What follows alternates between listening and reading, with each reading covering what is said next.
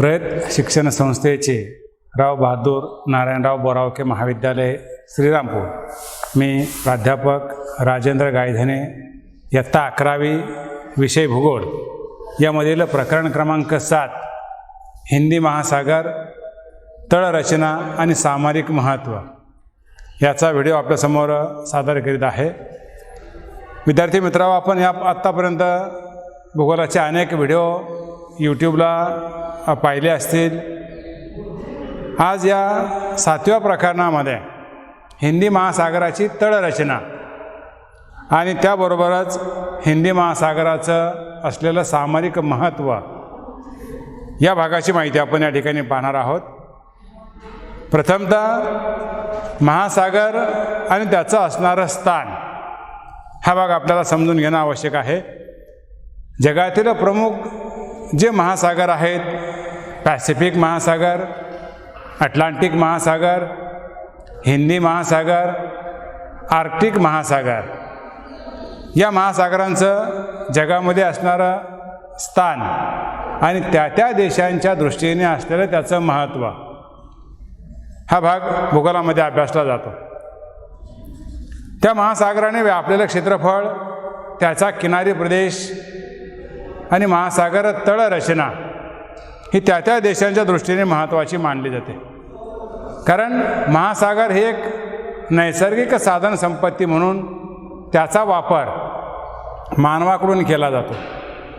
या महासागरामध्ये आढळणारी जैविक किंवा अजैविक साधन संपत्ती देखील मानवाद्वारे वापरात आणली जाते किंवा भविष्य काळामध्ये एक साधन संपत्तीचा स्रोत म्हणून महासागराकडे पाहिलं जातं।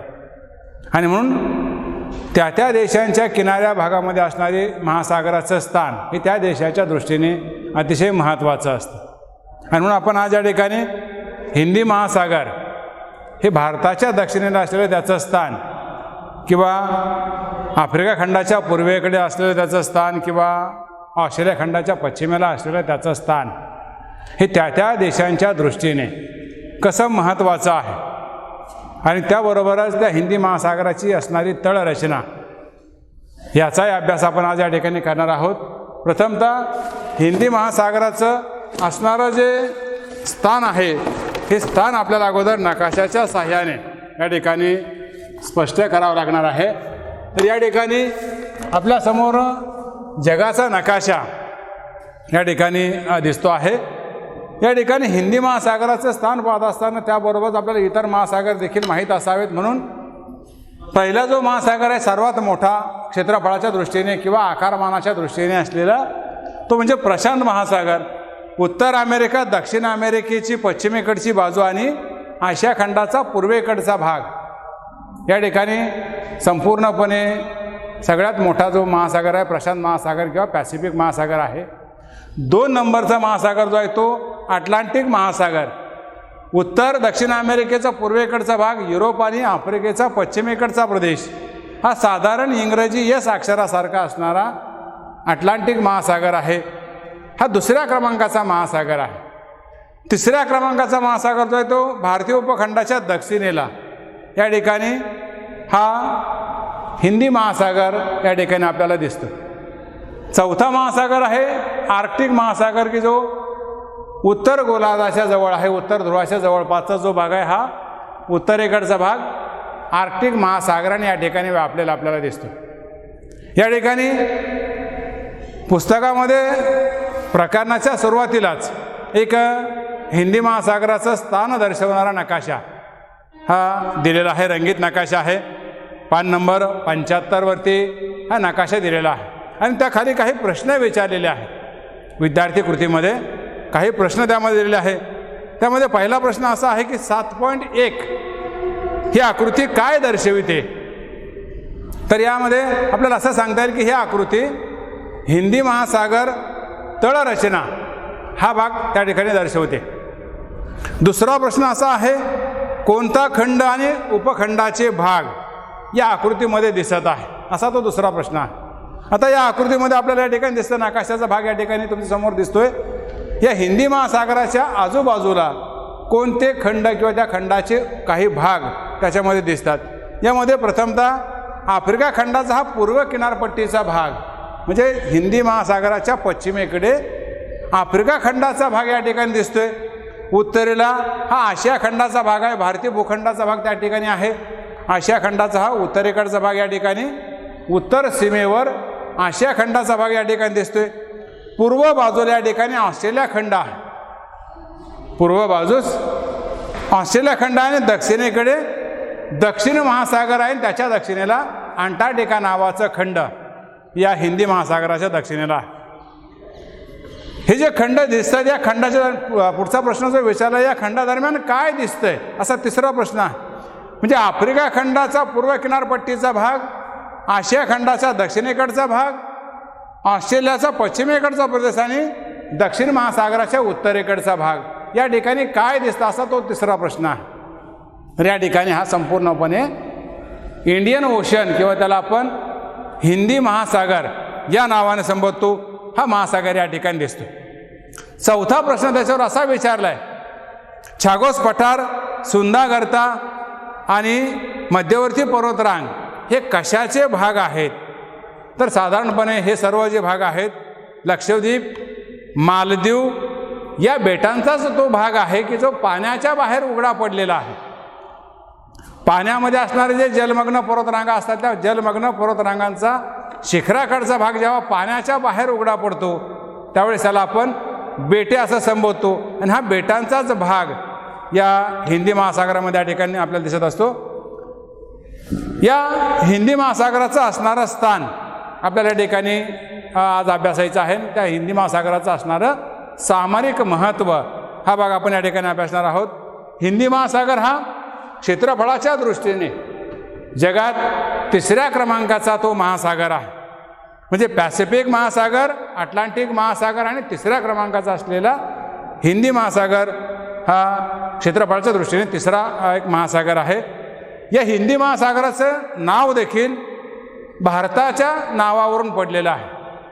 हिंदुस्तान किंवा इंडिया आपण ज्याला म्हणतो, भारत म्हणजे हिंदुस्तान, या हिंदुस्तान नावावरून इंडियन ओशन या नावाने हा हिंदी महासागर या ठिकाणी ओळखला जातो किंवा त्याला हिंदी महासागर असं या ठिकाणी संबोधलं जातं.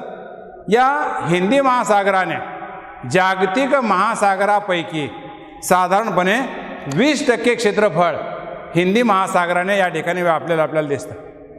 हिंदी महासागराचा बराचसा मोठा भाग जो आहे हा दक्षिण गोलार्धामध्ये या ठिकाणी जातो. दक्षिणेकडचा जो भाग आहे हा दक्षिण गोलार्धामध्ये जातो आणि थोडासा भाग हा उत्तर गोलार्धामध्ये या ठिकाणी आपल्याला दिसतो. म्हणजे हिंदी महासागराचा बराचसा मोठा भाग हा विषुववृत्तापासून दक्षिणेकडे आहे. म्हणजे दक्षिण गोलार्धामध्ये त्याचा बराच मोठा भाग हा या ठिकाणी गेलेला आपल्याला दिसतो. या हिंदी महासागराचा जो किनारी प्रदेश जो आहे, या हिंदी महासागराने किनारी भाग जर आपण त्याचा पाहिला, हिंदी महासागराच्या पश्चिमेला आफ्रिका खंडाचा भाग या ठिकाणी आहे. हिंदी महासागराच्या पश्चिमेला आफ्रिका खंडाचा भाग आहे.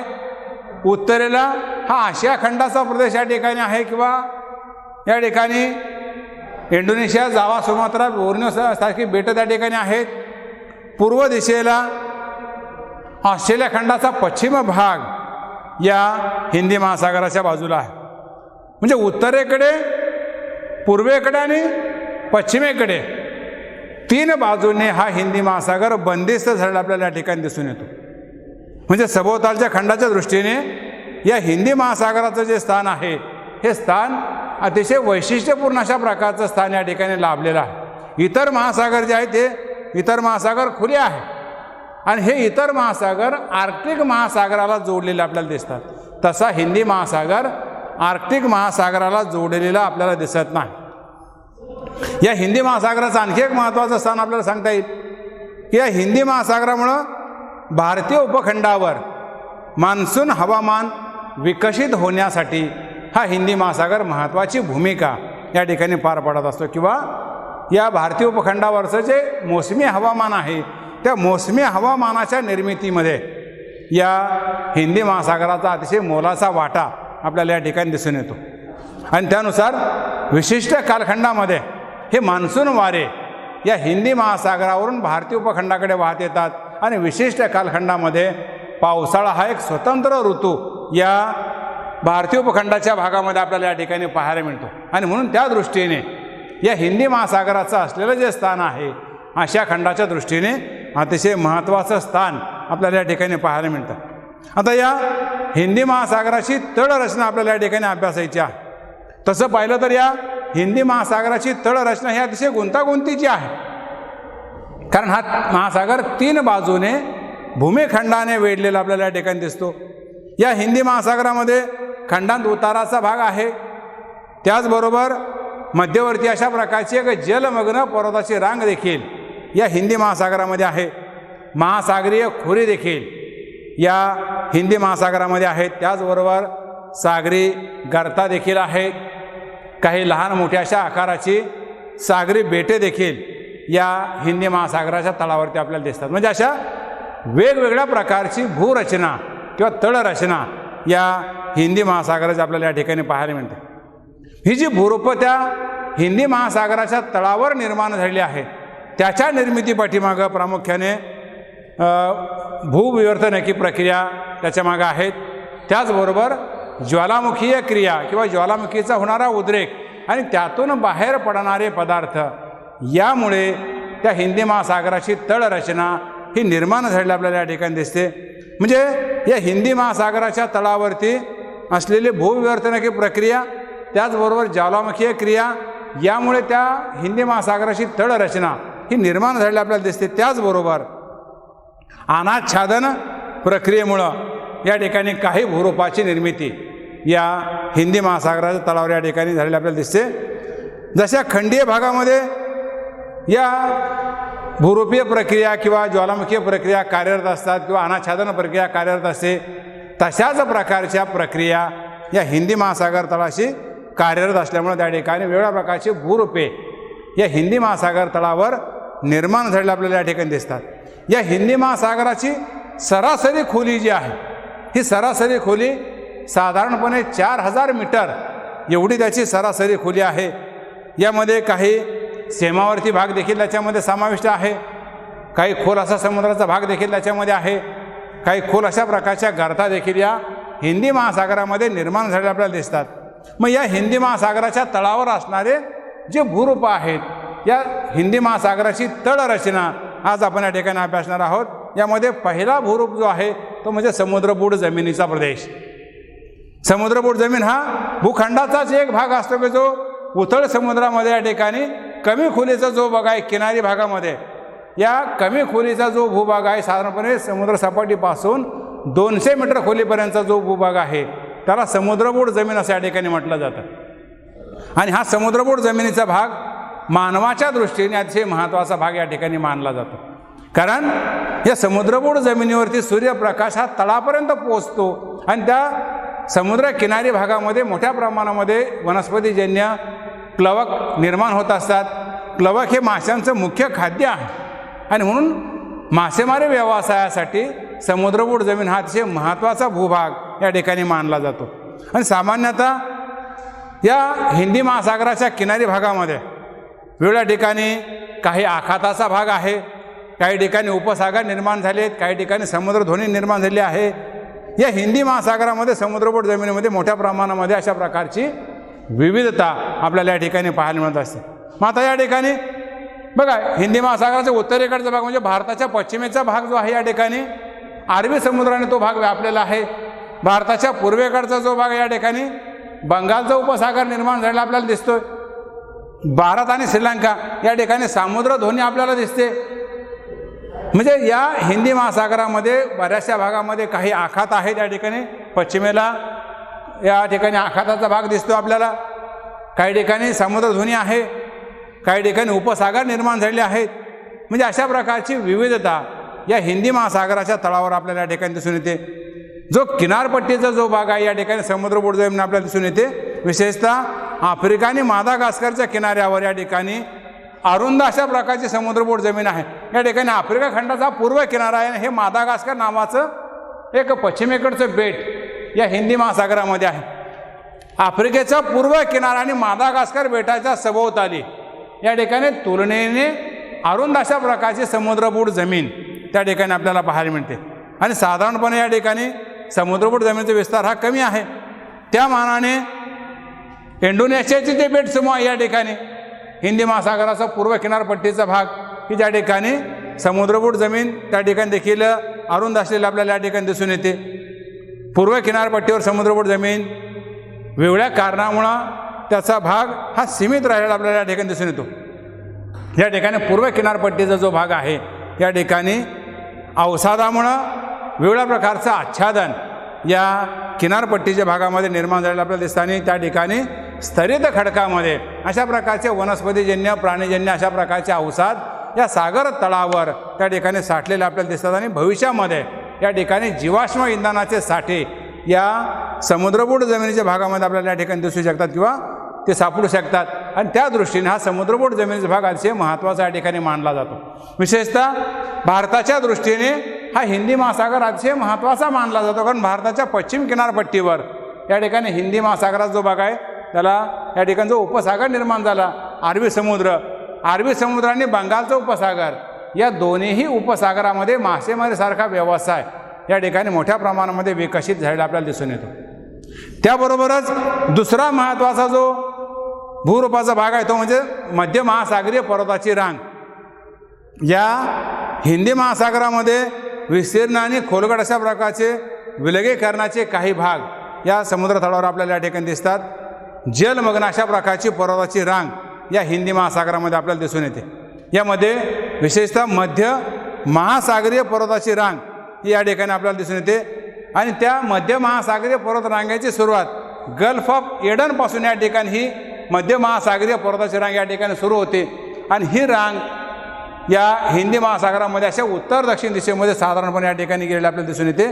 साधारण नैऋत्य दिशेकडे ही रांग या ठिकाणी आपल्याला गेलेली दिसते. आणि साधारणपणे या गल्फ ऑफ एडनपासून ही मध्य महासागरीय पर्वताची रांग या ठिकाणी सुरू होते. आणि दक्षिणेकडे मादागास्कर बेटाच्या पूर्वेला या ठिकाणी मादागास्कर नावाचं बेट आहे. त्या मादागास्कर बेटाच्या पूर्वेला त्याच्या 2 शाखा होतात. आणि त्याची एक शाखा जी आहे एक शाखा साधारणपणे या ठिकाणी प्रिन्स एडवर्ड बेटाकडे या ठिकाणी येते. मादागास्कर बेटाच्या दक्षिणेला प्रिन्स एडवर्ड बेटाकडे या ठिकाणी एक रांग या ठिकाणी आलेली आहे.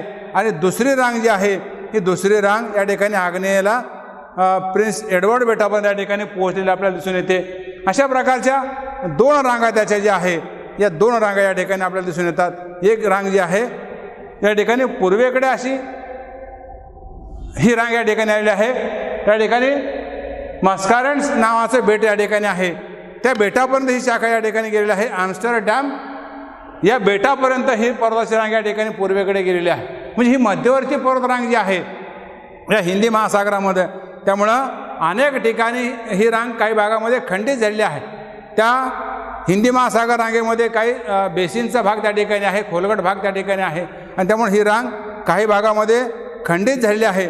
याशिवाय या हिंदी महासागराच्या दक्षिणेला कॅर्गोलेंड जे पठार आहे त्या कॅर्गोलेंड नावाचं पठार या हिंदी महासागरामध्ये आहे. किंवा मादागास्करच्या दक्षिणेला मादागास्कर नावाचं एक छोटंसं पठार या ठिकाणी या मादागास्करच्या दक्षिणेला आपल्याला या ठिकाणी दिसून येतं. त्याचबरोबर दक्षिणेला ॲग्युलास नावाचं एक पठार या ठिकाणी आहे. या ठिकाणी ॲग्युलास नावाचा प्रवाह या ठिकाणी वाहतो. आणि या ठिकाणी ॲग्युलास नावाचं पठार या आफ्रिकेच्या पूर्व किनाऱ्याजवळ या ठिकाणी आपल्याला पाहायला मिळतं. किंवा हिंदी महासागरामध्ये दक्षिणेकडे त्याचबरोबर पश्चिमेकडे असे लहान लहान पठार त्यामध्ये निर्माण झालेले आहेत. पश्चिमेकडं छागोचं पठार या ठिकाणी आहे. या छागोचं पठार या हिंदी महासागराच्या दक्षिणेला म्हणजे भारताच्या पश्चिमेला असलेलं हे पठार या ठिकाणी आहे. आणि हे पठार हिंदी महासागर पर्वत रांगेपर्यंत हे पठार या ठिकाणी पसरले दिसतं. या पठाराचाच काही भाग लहान लहान बेटं म्हणून या ठिकाणी ओळखले जातात.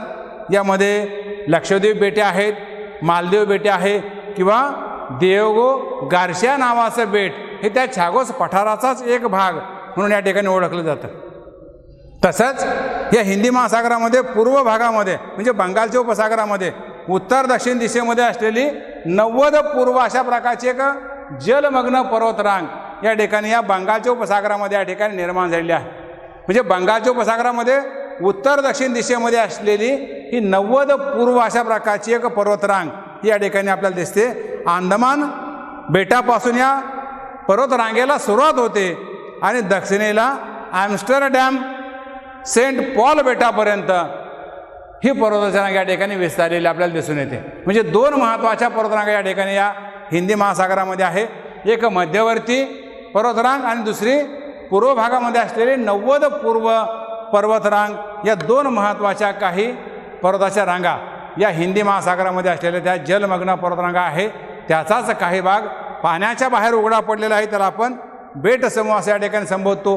ह्या बेट समूहांचा भाग जो आहे तो आपण पुढच्या व्हिडिओमध्ये पाहणार आहोत. वेगवेगळ्या प्रकारची जी बेटं निर्माण झाली या हिंदी महासागरामध्ये, हा बेटांचा भाग आपण पुढच्या व्हिडिओमध्ये पाहणार आहोत. धन्यवाद.